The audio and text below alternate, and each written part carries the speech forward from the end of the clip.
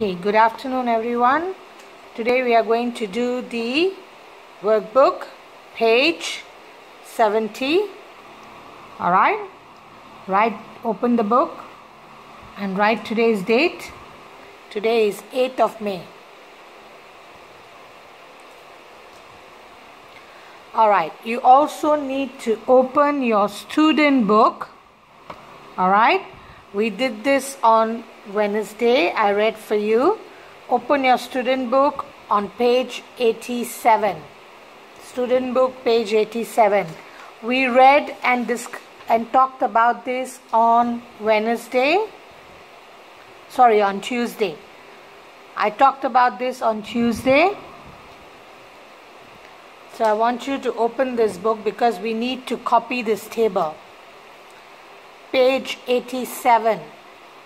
Student book and workbook, page 70. Alright, the first part is how many bricks. Now use this table to write what you think will happen. Now this is prediction. Now as you can see, I have drawn a line across it because we are not going to predict. We didn't do the experiment together in class. So we are not going to use this part. All you have to do is copy the table from page 87. From page 87, you copy it over here. The second part.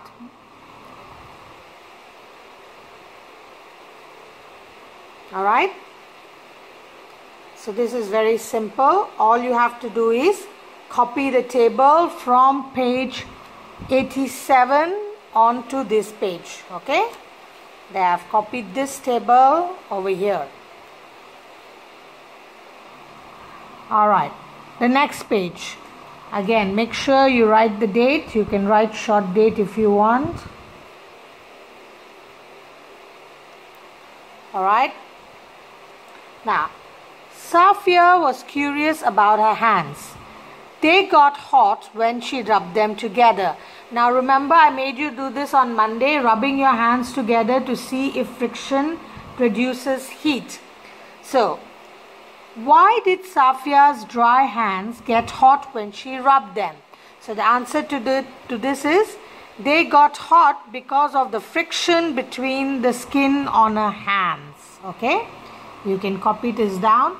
They got hot because of the friction between the skin on her hands. This is what we tried on Monday. Okay, she wondered if they got hot when they were wet. So what did she do? She decided to do some tests. Safia wet her hands with water.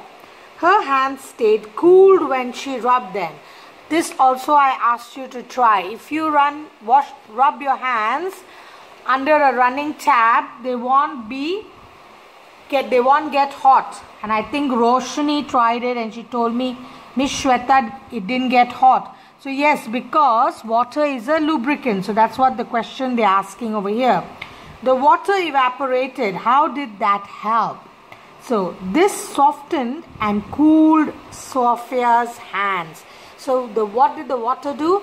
It softened, makes it soft. Okay, softened and cooled, cools down Safia's hands. I'm going to put a picture of this page on this folder so you can copy it if you can't do it now. Okay, if it's a bit fast for you, you can look at the picture and then copy from there. The water made her hands slippery. How did that help? So the water created a lubricant. Water is a lubricant between Safia's hand, therefore reducing friction.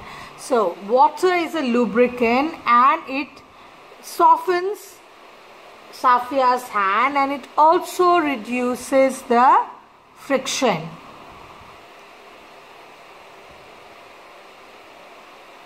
Alright, next part. Safia dried her hands. She put a little cooking oil on them. Now please don't go trying this and wasting cooking oil. Mummy might scold. But obviously cooking oil is also a lubricant. So what do you think will happen? What do you think happened this time when she rubbed them together? Her hands slid. Slid means they slipped. Cooking oil makes your hands slippery, okay? Her hands slid due to very little friction. Now, why do you think this was? Because cooking oil is a good lubricant.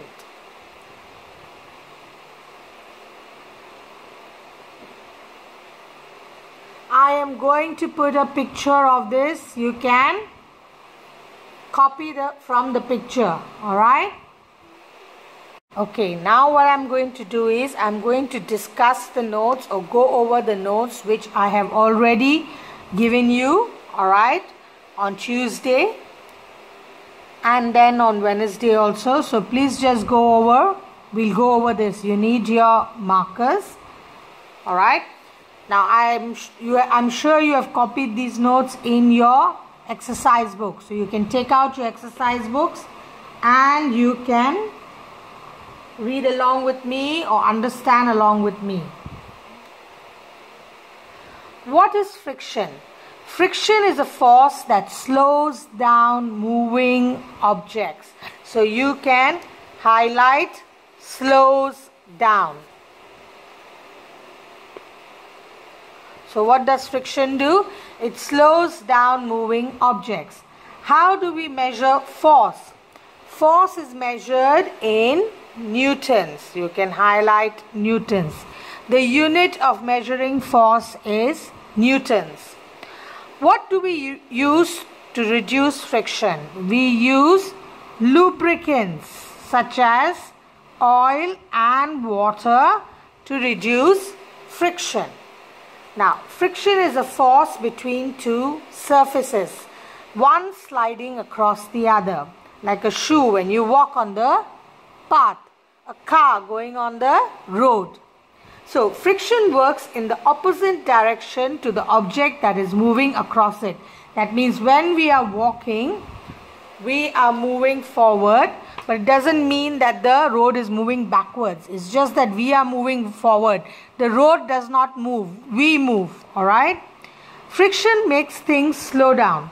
Therefore, if you rolled a ball across ice, it would move further than if you rolled the ball across grass.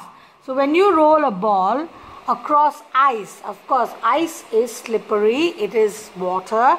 So it's a lubricant. So the ball will go further. But if you roll a ball across grass, it will stop after a while because of the friction between the ball and the grass. Friction produces heat when two surfaces rub together. When you run in the playground, the soles of your shoes stop you from slipping.